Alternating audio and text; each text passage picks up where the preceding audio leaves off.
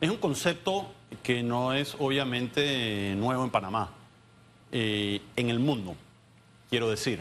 Nuevo para Panamá, pero no en el mundo, porque ya hay países, y se ve en Europa, algunos países donde lo han adoptado. No creo que, y puedo equivocarme, no creo que ha sido adoptado por imposición o legalmente donde no se puede trabajar más de 4 días, sino que es una flexibilización que se ha ido aplicando en ciertas legislaciones y países. En el caso de Panamá, yo lo estudiaría en más detalle y paso a comentar varias cosas. Uno, hay trabajadores que trabajan más de 5 días a la semana, trabajan 6 o 5 y medio. Otra cosa, escuchamos continuamente de padres de familia que uno de sus grandes dilemas, que hoy en día con el horario de trabajo que tienen, ven muy poco a sus hijos.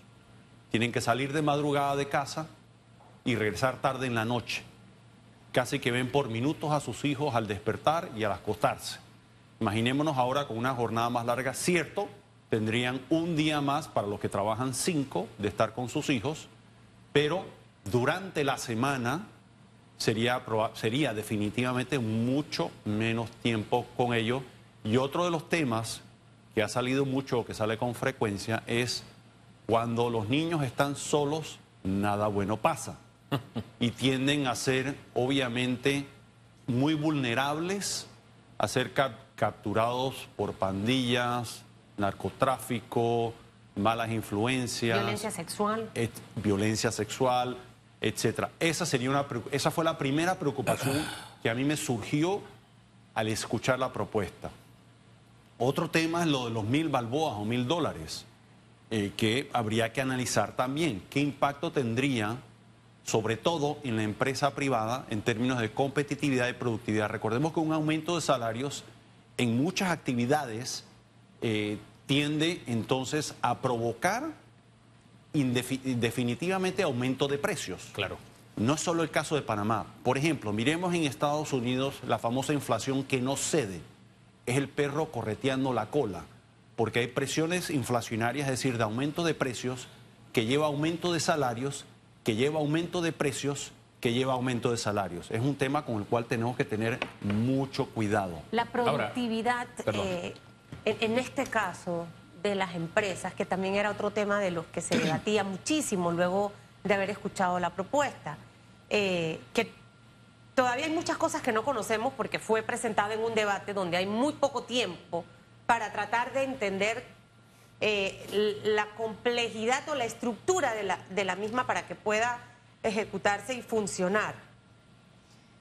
10 horas al día de trabajo y poniéndonos de parte del empresario, ¿no? Esa calidad de tiempo para que en realidad yo pueda obtener los resultados que estoy esperando. Esa parte a la que probablemente no está... Es un tema cultural, ¿no? No todo el mundo tiene rendición de cuentas, no todo el mundo tiene medición de productividad en las empresas, ni siquiera en todas las privadas. Entonces, ese tema de la cantidad de tiempo y la eficiencia, cómo debiera revisarse, más allá de que suene bonito de que voy a tener más tiempo para estar con mi familia y que voy a ganar $1.000. Muy buena observación. Y ella es entrando en otros temas más allá de lo económico, el rendimiento del cuerpo humano. Es decir, podemos rendir igualmente 10 horas trabajando al día versus 8. Yo no tengo la respuesta. Y me imagino que eso va a depender no solamente del individuo, la mujer o el hombre, sino tiene que ver también con el trabajo que se está realizando. Hay trabajos en que son menos desgastantes mental y físicamente que otros. O sea que probablemente haya trabajos en los cuales se pueda tener un rendimiento igual, depende del individuo, mejor, o inclusive o la disminución de rendimientos sea marginalmente poca.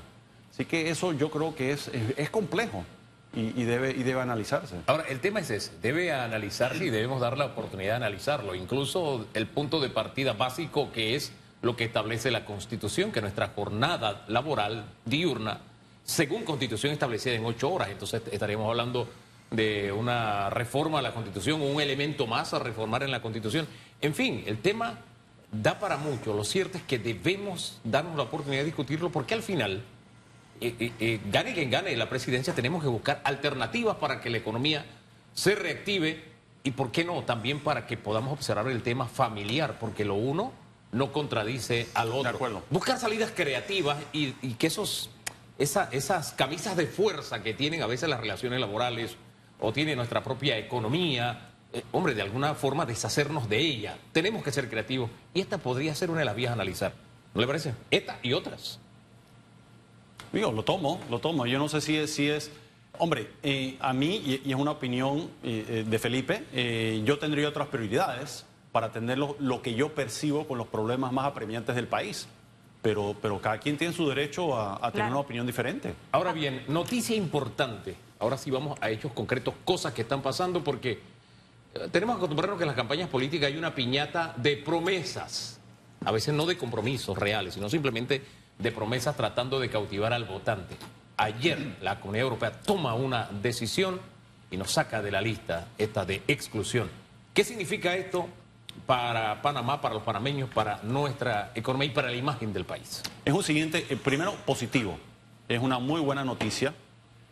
Recordemos que este es el siguiente paso a habernos retirado de la lista discriminatoria del Grupo de Acción Financiera GAFI, que fue en octubre, que fue un hito muy importante y positivo para el país, que pasó completamente desapercibido porque se lo tragó la vorágine de las protestas mineras del año pasado. No es el momento ahora, así que da oportunidad de hablar. Fíjense que en ese momento ni hablamos del tema. Hablar del tema ahora es hacer hincapié en salida de la lista GAFI, ahora de la Unión Europea, que son ambos hitos importantes. ¿Por qué? Estando en esas listas discriminatorias, se convierte en un obstáculo para la atracción de inversión directa extranjera viniendo de muchos países que siguen con disciplina y cero las listas estas discriminatorias. Y para los que sí pueden invertir a pesar de ello viniendo de estos países, usualmente hay costos adicionales. Hay algunas tasas que se les imponen. Hay, por ejemplo, incremento en costos transaccionales financieros de manera internacional o los procesos de debida diligencia para hacer una transacción financiera, por más pequeña que sea, para importar una taza, por mencionar algo que no se fabricase aquí en Panamá, es realmente complejo. Así que, en todo punto de vista, es una muy buena noticia. Y quiero pensar que este es un primer paso para eventualmente atacar las otras listas discriminatorias. Sí, que esas están, ojo, y son distintas. Estábamos en esta lista por temas de lavado o blanqueo de capitales y para evitar el financiamiento al terrorismo y armas de destrucción masiva.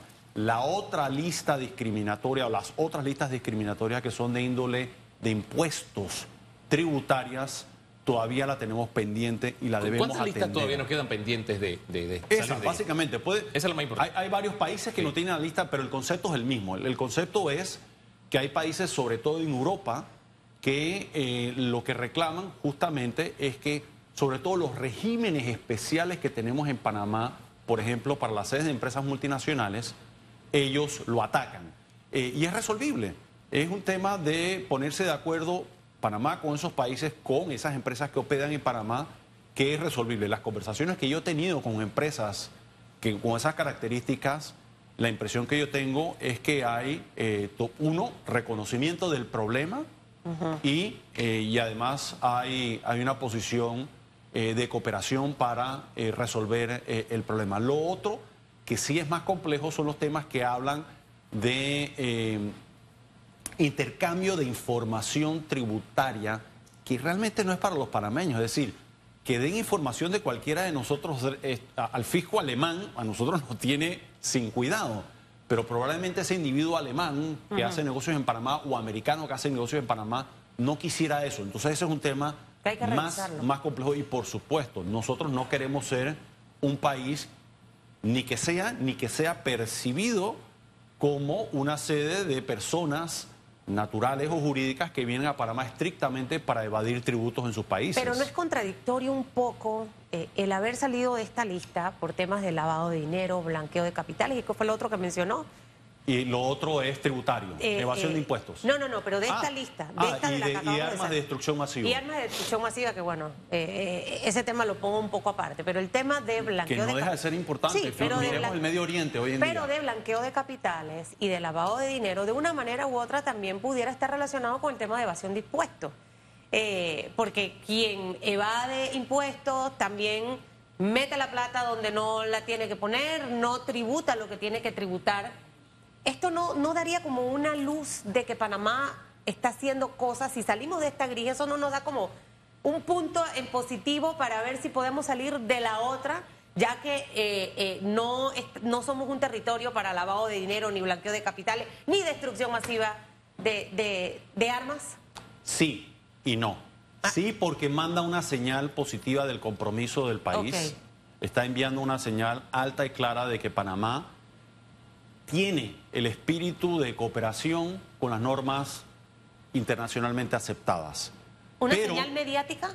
No, yo creo que es una señal de política pública, okay, una señal diplomática, pero por el otro lado, lo que se requiere hacer para cumplir, digamos, hoy en día con los obstáculos tributarios son distintos a los de blanqueo. No es lo mismo evitar blanqueo de capitales. O sea, que no se toma de referencia para nada. Bueno, desde el punto de vista técnico del procedimiento, no.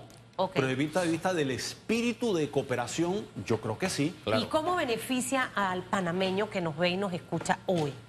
Cuando veíamos ayer el tuit del presidente anunciando esta noticia. O sea, ¿de qué manera positiva esto impacta el bolsillo del panameño o impacta la economía que registró un crecimiento del 7%?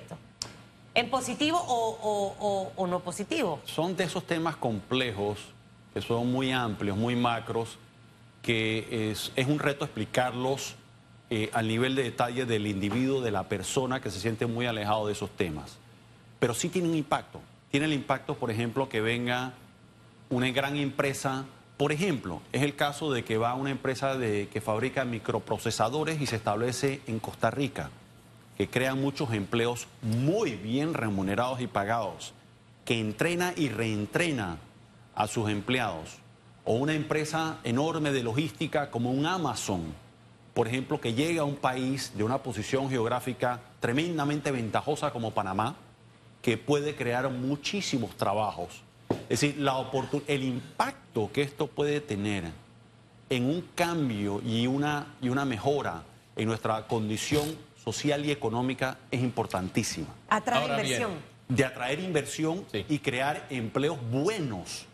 Pero hay que sacarle provecho a eso, señor Chapman. Claro. O sea, quedan pocos meses de esta administración, vendrá el nuevo presidente. Es un esfuerzo, Susan, un esfuerzo continuo de mediano y largo plazo. Es decir, países como Costa Rica, Chile, tienen oficinas de atracción de inversión extranjera de décadas de estar operando continuamente, es parte, y ellos están, requiere estar viajando todo el tiempo, estar viajando, por ejemplo, a Silicon Valley en Estados Unidos, en California, estar viajando a países en Europa, a países en Oriente, para dar a conocer las ventajas, los atractivos y atributos del país para que vengan, igual como tenemos que hacer para vender el turismo. Es decir, los extranjeros que vienen acá, a uno le dicen perplejo, pero por aquí nadie me ha contado lo espectacular de este país. Y digo, bueno, porque somos expertos en guardar los mejores secretos. Acá en Panamá tratamos de copiar ese modelo chileno, el Pro Chile, le hicimos acá el Pro Panamá, y al final en la burocracia se han enredado las cosas y ha quedado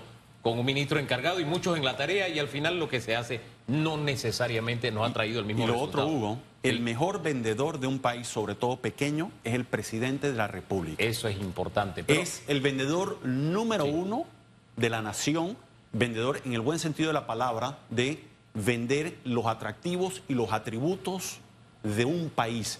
Es decir, que a mí me llama la atención, es decir, en vez de querer tener personas a los cuales realmente no van a tener un reconocimiento o no van a hacer tal vez mover la aguja internacionalmente, queremos un presidente, no que se pase fuera del país, pero que lamentablemente es trabajo, tiene que montarse en un avión e ir a sitios clave a decir, Panamá es los atributos que tiene este país hermoso. Hombre, Para turismo y para la inversión. Y quitarnos un poquito la mentalidad de kiosquito, de tiendita y pensar en grande. Yo me acuerdo que hemos tenido debates que al final se convierten en debates políticos. Una cosa es que llegue un presidente en su avión presidencial y su equipo de trabajo recibido en otra nación a que se baje a veces de clase económica, que más que nada se convierte en un tema de debate político. Pero yo sí creo en eso, en la imagen del país, cómo se vende y cómo te posiciona. Pero quiero volver un poquito a lo que hemos logrado. El tema a veces es que nos sucede como en mi casa. Voy a cometer una infidencia. En casa hace como 2 años se decidió que todo el que ensuciaba un plato, una cuchara, tenía que fregarlo. Esto forma parte de la educación también de los pelados, de que tú tienes que aprender de todo. Y aquí no hay distinción. Ella y él, los dos aprenden por igual. Bien. Igual en la mía. Pero a veces, o sea, cuando la heroína levanta la voz y dice que todo el mundo se acuerda y friega, ¿no? Pero al paso de los días, de pronto te llega y se está acumulando los trastes. Y en Panamá no suele pasar como país lo mismo. De pronto ponemos de moda algo, lo que dije de Pro Panamá hubo un momento en que estaba de moda y de alguna forma estas misiones buscando inversión extranjera, había mucha dedicación a ese tema. No necesariamente ahora es lo mismo.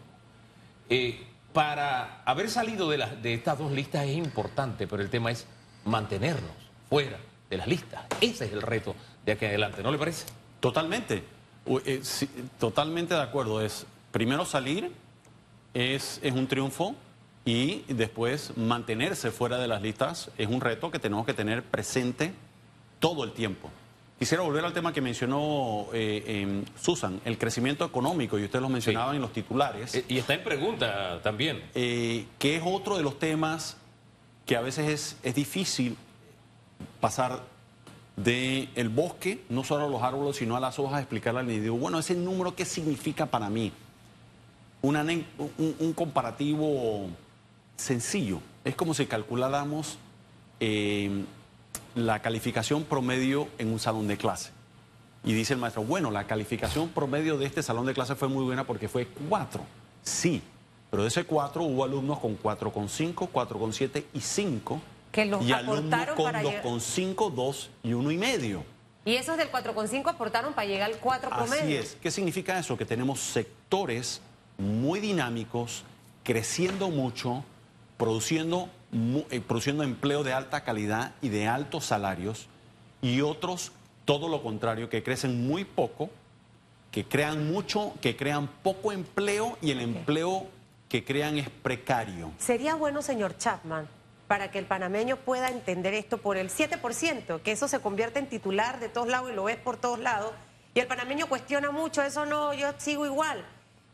Dividamos ese crecimiento en los sectores que se han crecido para entender y ver, sí es verdad, este sector tiene más contrataciones, etcétera, etcétera, y ver los que no han crecido y que son los estudiantes del 2,5, que son los que no han aportado para llegar al 4. Te lo pongo sencillito.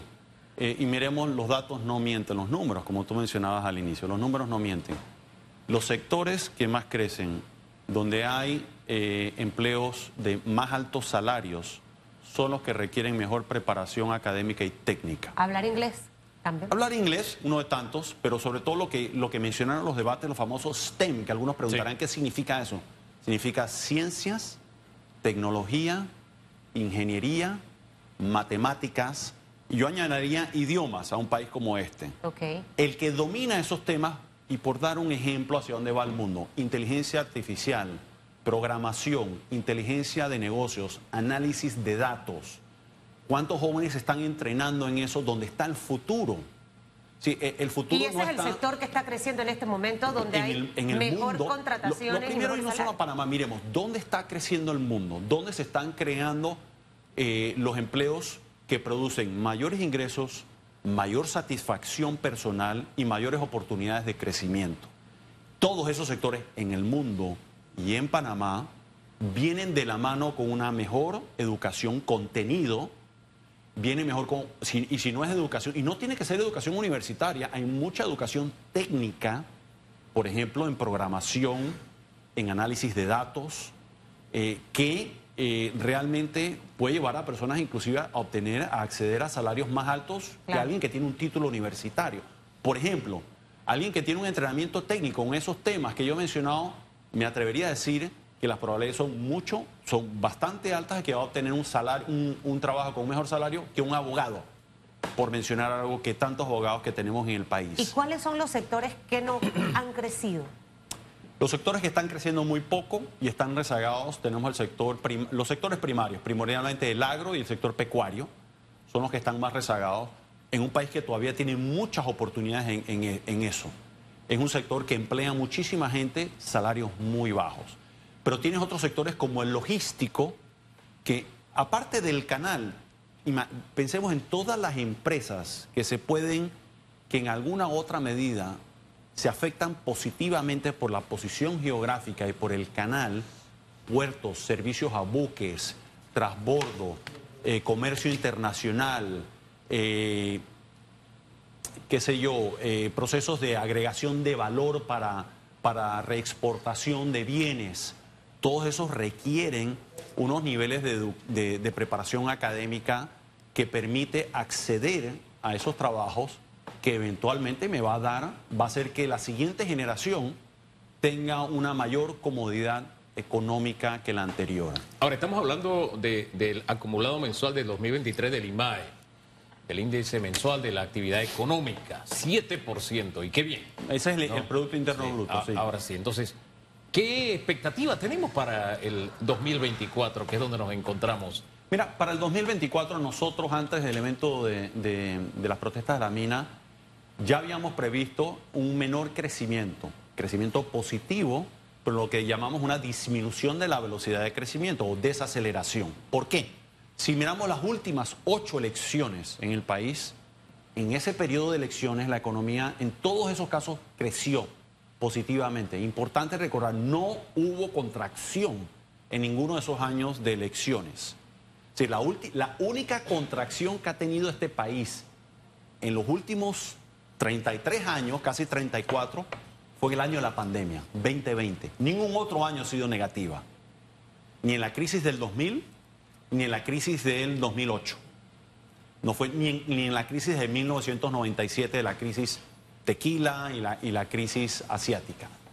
Eso es importante tenerlo presente. Pero sí el crecimiento en esos años de elecciones fue menor. Sí. Entonces, menor que el año inmediatamente anterior. Así que eso lo habíamos previsto como que no iba a ser muy diferente este año. Pero al tomar la decisión, los panameños, de cesar la operación de la mina, que ya estaba contribuyendo, depende de cómo se tome la foto, entre 4 y 5 puntos porcentuales a la actividad económica del país, es una decisión donde se extrae esa tajada de la torta. Es decir, si la economía es, imaginémonos, del tamaño de 100 y extraemos 4 o 5 puntos, de salida arrancamos en 95. O sea que tienes que crecer más de 5 para regresar al punto de partida. Pero eso es un golpe de un solo año. Eso no va a volver a ocurrir en el año 25. Entonces eso nos lleva a un año atípico y extraordinario en el año 24. Nosotros estamos previendo que vamos a crecer entre 1% o un poco más de 1% real. Y si a eso le añadimos la inflación, va a ser como 2,5%, que es lo que usualmente usamos en las empresas y los negocios. Cualquiera de los 8 que llegue a la presidencia va a tener un crecimiento de la economía un poquito más alto. En el 25 esperamos que haya una aceleración. Si hacemos las cosas bien, si no volvemos nuevamente a crear crisis como la que creamos el año pasado. Noviembre, los cierres. Exactamente. El país tiene el potencial de acelerar su crecimiento, pero el mayor, por supuesto que el reto es crecer más. Pero eso es uno de los tantos retos que tiene el país. Yo le quiero hacer una pregunta. Sí, adelante, disculpe, adelante. Es que la tenían antes cuando estábamos hablando, por que también ningún candidato piense que, nada más hablaron de mi propuesta laboral, la de Gaby Carrizo, pero hemos escuchado mucho el tema de la generación de una cantidad de empleos, señor Chapman. El señor Blandón estuvo aquí hace un par de semanas y nos explicaba que esos 500,000 empleos nuevos que se van a generar con la propuesta que ellos han presentado es por los 250 y tantos mil que están en este momento en desempleo, con el 7% y tanto que tenemos ahorita mismo, y que el otro pertenece al tema de la economía informal. Luego yo me quedé con un signo de interrogación porque el señor Quevedo, que ha estado muchas veces también sentado donde usted está, nos ha dicho en reiteradas ocasiones que nos ha explicado qué es realmente esa economía informal. Son empresas pequeñas, la mayoría de los pymes de 2, de 3, de 4 colaboradores, y que ya por el simple hecho de ser una estructura pequeña es considerada esa empresa o ese negocio economía informal. Pero ahí hay empleo. Entonces yo he quedado como un poco confundida. A ver si usted me puede ayudar a entender un poco la propuesta y también que el panameño sepa cuán real es. Porque en campaña política uno puede escuchar muchas cosas, pero personas como usted que saben de números, que pueden hacer ese análisis, nos pueden ayudar a entender. Con gusto. Mira, cuando hablamos de desempleo en el país, se refiere a las personas que tienen alguna ocupación, no es que son asalariados. Es más, cuando se habla de esa tasa, 1 de cada 2 panameños no es asalariado, casi el 50%. Eso es lo que llamamos el sector informal. ¿Cuál es la definición del sector informal? La principal es que no cotiza a la seguridad social porque no es un asalariado. Y en otros casos, en adición a eso, que no paga impuestos. Es decir, que está básicamente fuera del radar del Estado. ¿Y por qué las empresas pequeñas pueden entrar en la informalidad aunque paguen impuestos y paguen seguro social? No, si paga seguro social e impuesto está en el sector formal, no es informal. La definición es muy clara. Si una empresa de 2 personas paga impuesto y paga su cuota de seguro social, es formal, 100%. Ahora bien, el concepto es, ¿por qué 1 de 2 panameños está en el sector informal? Mi forma de pensar es porque tenemos una arquitectura laboral que se convierte en un círculo vicioso, donde se vuelve poco atractivo formalizar mi actividad económica. Claro. Es decir, puede haber uno burocracia. donde... Y yo le digo, trate usted de ser, por ejemplo, un cotizante independiente en la caja de seguro social. Yo conozco infinitos casos, muchísimos, de personas que han tratado de cotizar de forma individual y no ser asalariados, y no hay forma, cuando el seguro social necesita más aportantes, y simplemente tiran la toalla. Entonces, ¿sabes qué? Yo traté de cotizar, pero me pusieron tantas trabas, me lo hicieron tan difícil, que el mensaje que me están diciendo es: yo no te quiero en la caja de seguro social. ¿Qué porcentaje es de informalidad en este momento? Casi el 50%. O sea que estamos hablando de los otros 250.000. No, bueno, es que dentro estamos como decimos en buen panameño, confundiendo la velocidad con el atropello. Tenemos una cosa, es lo que no están ocupados, que es el número que tú dijiste, y dentro de los que están ocupados, ¿cuántos son asalariados y cuántos no lo son? O son informales porque no cotizan ni pagan impuestos. El número exacto va a ser 47 punto tanto por ciento. Redondeamos grosso modo 50%. Uno de cada 2 panameños. Miremos los números rápidos. Tenemos una población de 4 millones. De esos, los que están en edad de trabajar puede ser como 2 millones de personas. De esos, quienes están activos en el mercado laboral, 60 y tanto por ciento. De esos, ¿cuántos están desempleados? 8%. El resto, desempleados o desocupados. De esos que están ocupados, la mitad formales, la mitad informales. Esos son los números. Ahora, con todos esos números y mar de fondo, ¿es real esto de la generación de 500.000 empleos? Es una muy buena pregunta, no sé. Realmente yo no he estudiado así los detalles de esa propuesta. Me parece una propuesta aspiracional. Ojalá se diese. Ojalá se diese. Es un número realmente ambicioso. A mí me gustaría entender un poco más los detalles que hay detrás de esa y aprender. De pronto hay algunas ideas tan innovadoras ahí que yo desconozco, que me encantaría. Yo soy un ávido en aprender, yo soy un estudiante eterno, permanente. Me sumo cuando vaya a aprender eso, porque también necesito entenderlo, yo señor no soy Chapman. dueño de la verdad y me encanta aprender y seguir aprendiendo. Y sobre todo cuando aprendo algo que me muestra que lo que yo pensaba estaba equivocado. Hombre, y no tenemos que negarnos esa oportunidad, la de aprender y la de discutir temas que tienen que ver con... Y desaprender. Que es lo más difícil. Desaprender Que es lo y más aprender. difícil a propósito para el ser humano. Don Felipe, gracias por habernos acompañado esta mañana. mucho gusto. Siempre orientador. Vamos a la pausa, regresamos en segundos.